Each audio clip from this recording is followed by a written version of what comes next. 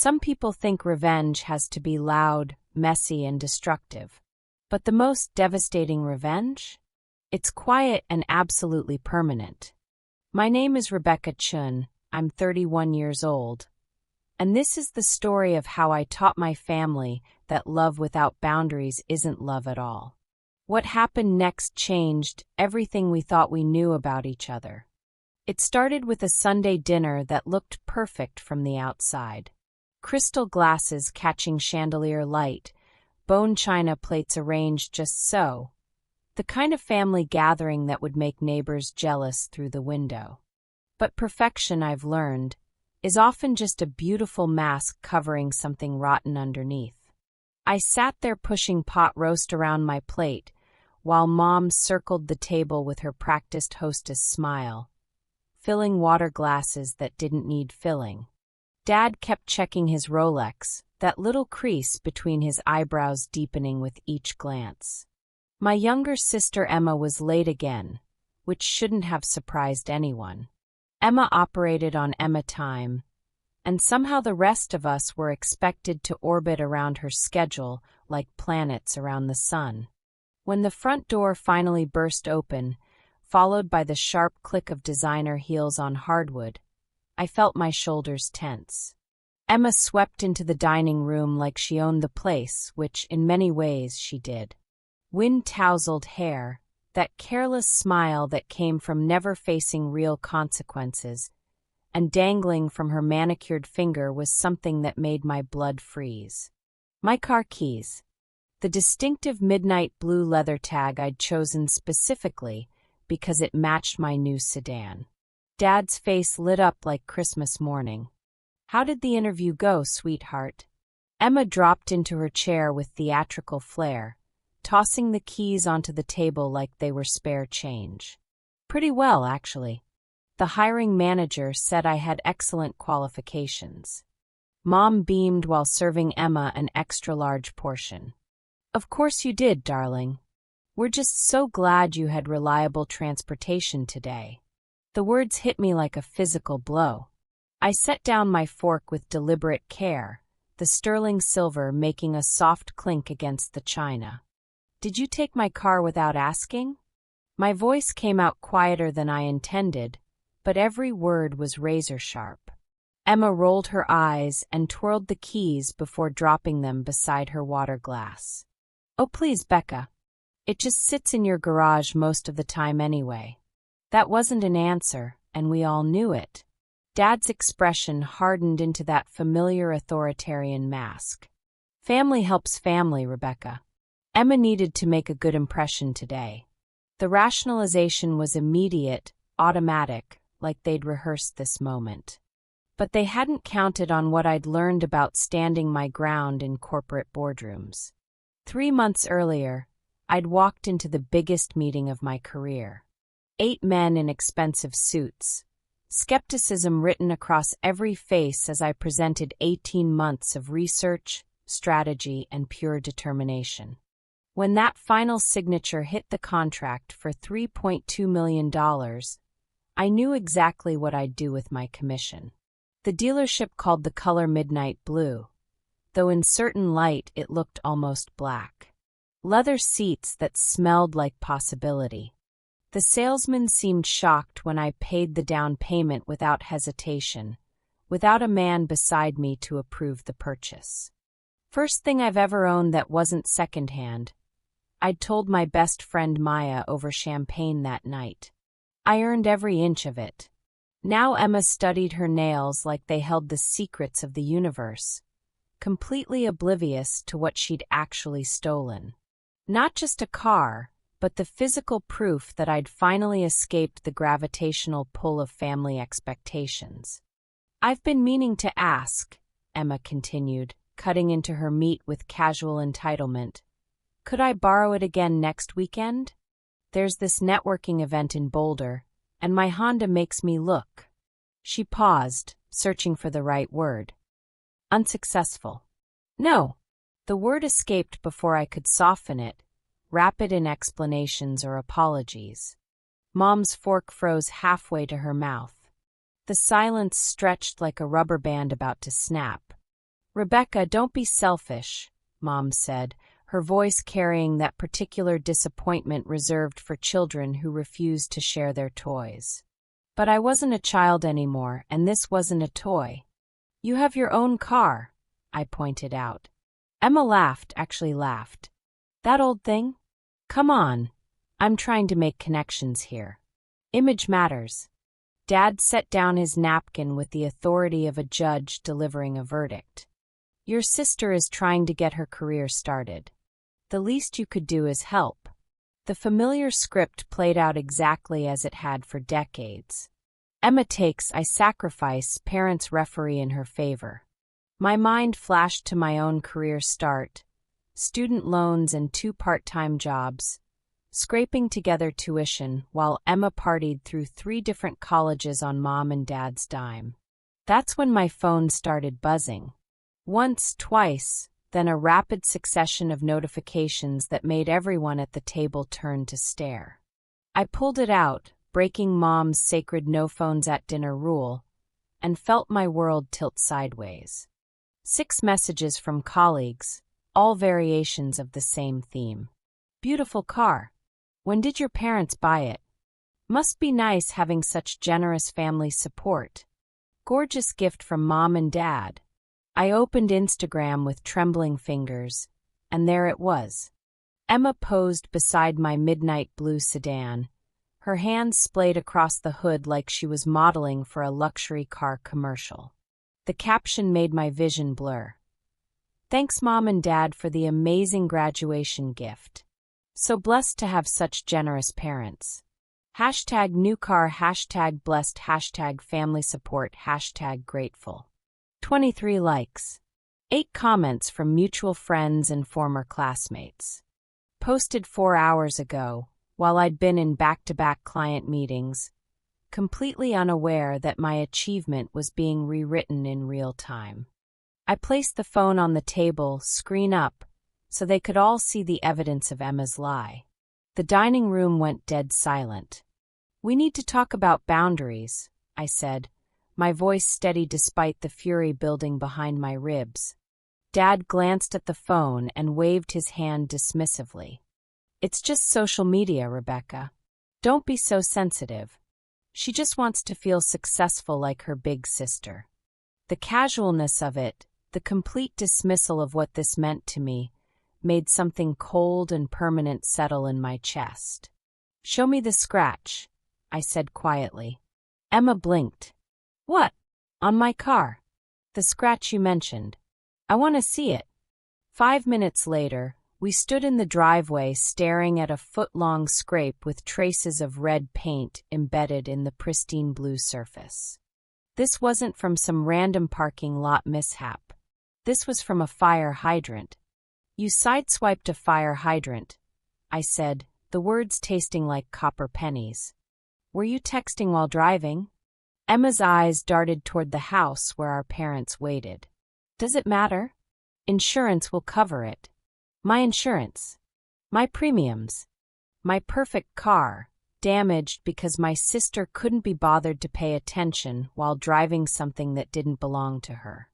But that Instagram post was just the beginning. Back inside, I scrolled through Emma's feed with growing horror. Not 1 post, but 7. Spanning 3 weeks. Emma at a restaurant valet stand. Emma at some upscale bar, showing off her new ride to friends. Emma at a country club I'd never even heard of, posing like she owned the world. The memories hit me in waves. High school graduation, me opening that thin envelope from Columbia University. Full academic scholarship. Mom barely glancing up from planning Emma's sweet 16 party. That's nice, honey. Can you hang these streamers? 2 hours later, Dad rolling into the driveway with a cherry red Volkswagen Beetle, keys dangling from his finger. Happy birthday, princess. Emma squealing with delight while I taped decorations for a party I wasn't even invited to attend. College years spent working the campus bookstore mornings, waiting tables nights, scraping together money for textbooks while Emma cycled through 3 different universities, fully funded before dropping out entirely. College isn't for everyone, Mom had said, patting Emma's hand like she'd accomplished something brave instead of wasting $40,000 of their money. The pattern stretched back through decades, suddenly visible with painful clarity. My sweaters disappearing from my closet. My jewelry borrowed and never returned. My first apartment's spare key mysteriously missing after Emma stopped by to see the place. Always taking, never asking, and our parents not just allowing it but defending it as normal family behavior. I stood up from the dining table, aware of how I suddenly towered over my seated family. The words came out quieter than I'd expected, but they carried the weight of 31 years of suppressed frustration. This car represents the first major purchase I made for myself, with money I earned from a job I've worked 80-hour weeks to excel at. Mom's eyes filled with tears. Dad's jaw clenched. But I wasn't finished. I paid for my college education. I paid for my apartment. I paid for every single thing I own. Each sentence felt like a step forward across unstable ground. After the Morrison contract closed, I chose that car because for once, I wanted something that wasn't secondhand, something that represented what I'd accomplished without anyone's help. Emma examined her nails, but I caught the flicker of something dangerous in her eyes. Something that looked almost like hatred. And you took it without asking, then lied about who bought it to your entire social network. Mom's tears transformed into indignation with practiced ease. After all the sacrifices we made for you, this is how you repay us? With accusations and ingratitude.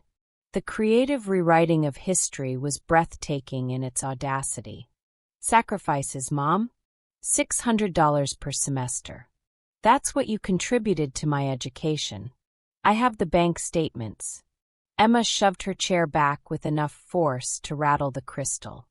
You've always been selfish, always keeping score, always holding on to things like they actually matter.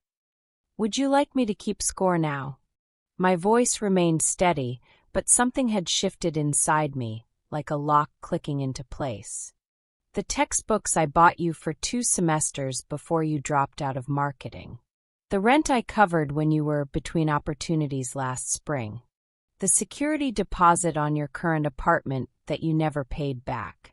The grandfather clock in the hallway seemed to tick louder in the sudden silence. You had opportunities one never got, Emma said finally, but her voice lacked its usual conviction.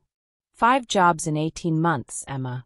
I kept track not because I wanted to hold it against you, but because I kept hoping one would stick. I turned to face my parents directly. And you too enabled every failure. Every time she quit because a manager was mean or the hours were too demanding, you comforted her instead of encouraging perseverance. Dad recovered enough to seize control of the conversation. This isn't about Emma's employment history. It's about family loyalty. You're right, I said, reaching for my purse. It's about loyalty. And respect. And boundaries. 3 things this family seems to have forgotten. Don't walk away from this table, young lady. Dad's voice carried the authority that once would have frozen me in place. We're not finished discussing this. Actually, we are. I moved toward the door, feeling strangely calm despite the storm raging inside me. What are you going to do? Emma challenged, leaning back in her chair with that familiar confidence. Call the police on your own sister? I paused at the threshold, turning to face 3 expectant faces, 3 versions of the same assumption that I would bend, as I always had. No, I said, my fingers tight around my keys. I'm going to do something much more effective. That night, I stood at my apartment window 12 floors up, watching my midnight blue sedan in the parking lot below. Even from this height, I could see the ugly scratch on the passenger door, a visible reminder of Emma's carelessness. But as I stared at that car, something clicked into place. I'd been approaching this all wrong. If my family refused to respect boundaries, perhaps the solution wasn't making them understand. Perhaps the solution was removing the opportunity entirely. For the first time since that horrible dinner, I smiled. Monday morning brought coffee, ambition, and a folder containing the most strategic proposal I'd ever written. I knocked on Howard Crawford's office door at exactly 10 a.m., the CFO who'd approved my last 3 budget requests without hesitation. "I'd like to discuss a solution to our client transportation costs," I said, sliding the folder across his polished desk. The numbers told a compelling story. Current mileage reimbursement costs for sales directors, maintenance expenses for company-owned vehicles, tax benefits of asset depreciation, client impression value metrics, everything calculated to perfection. "You're suggesting we add a dedicated executive vehicle?" Crawford flipped through the pages, his expression shifting from polite interest to genuine consideration. "For client meetings and corporate events," I confirmed, keeping my voice steady and professional. "We currently spend an average of $1,400 monthly on reimbursements for the sales team alone. A dedicated vehicle would reduce that by 35% while providing consistent branding opportunities."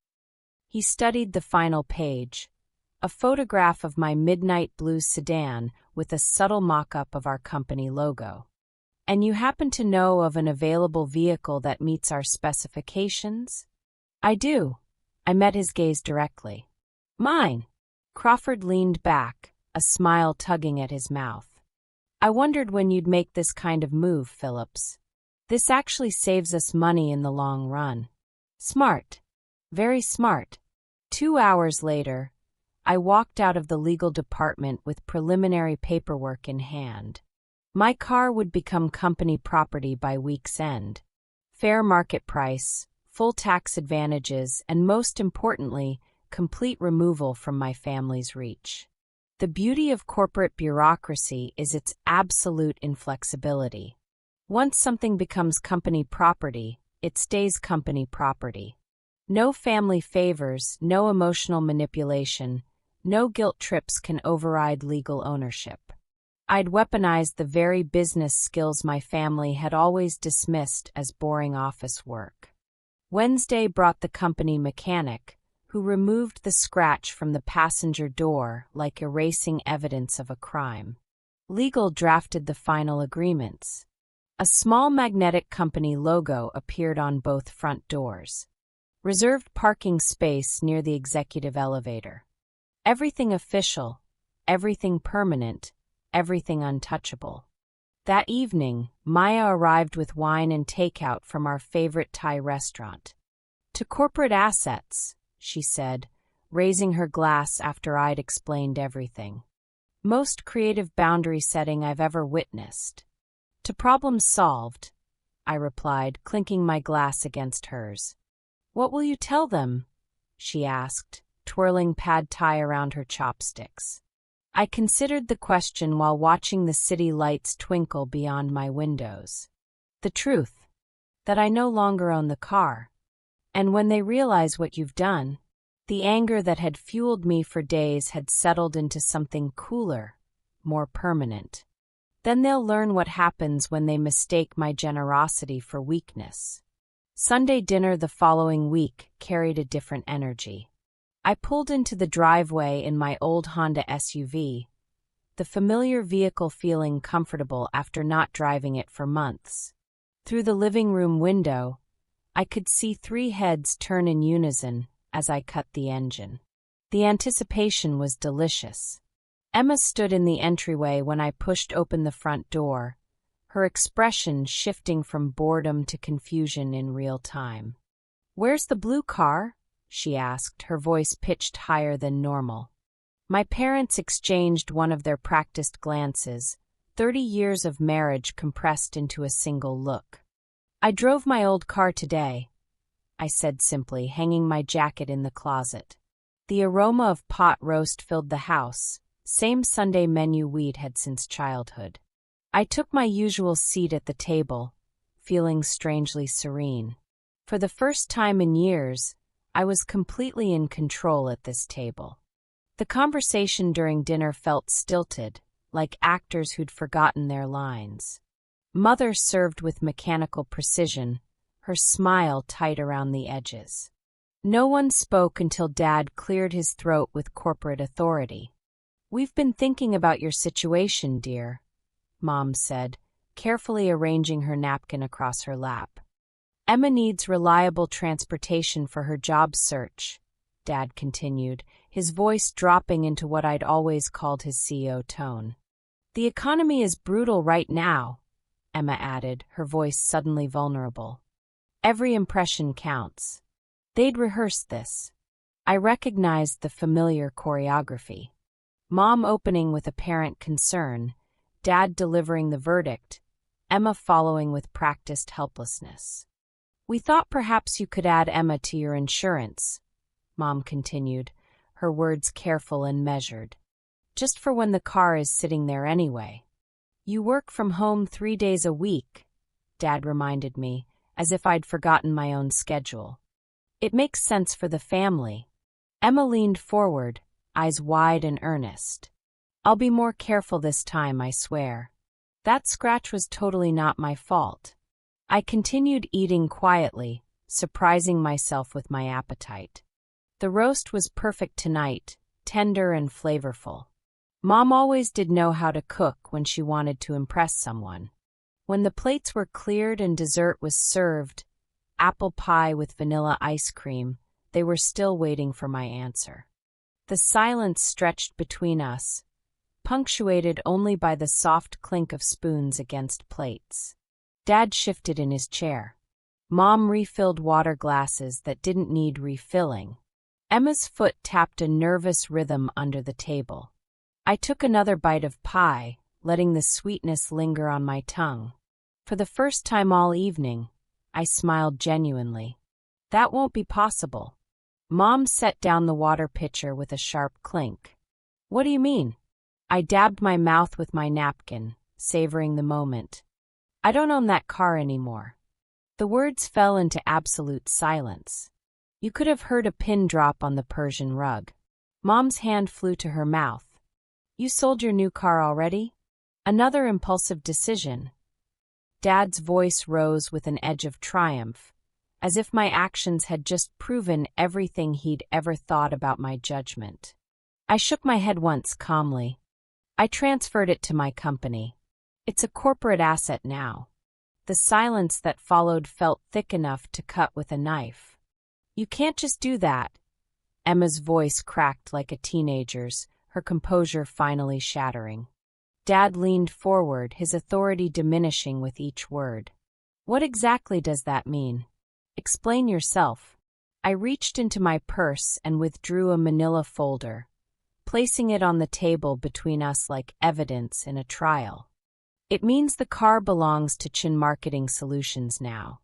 I use it exclusively for client meetings and business purposes." I opened the folder, revealing corporate paperwork with signatures, official seals, and legal jargon that made everything real. Emma snatched up the papers, scanning them with growing disbelief. "This isn't fair. You did this on purpose." "Yes," I admitted, feeling strangely light. "I did.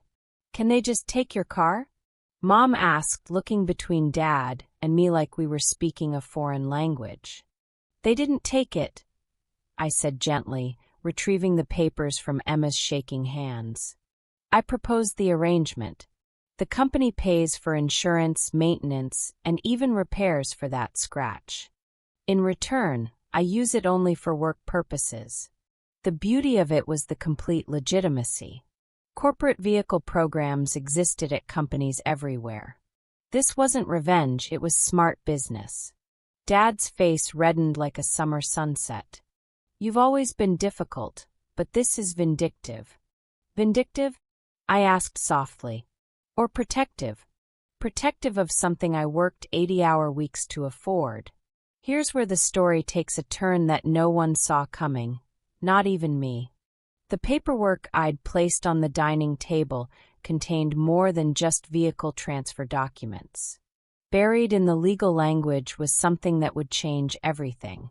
A clause I'd insisted on during negotiations with Crawford, something that seemed like simple corporate policy, but was actually the most devastating twist of all.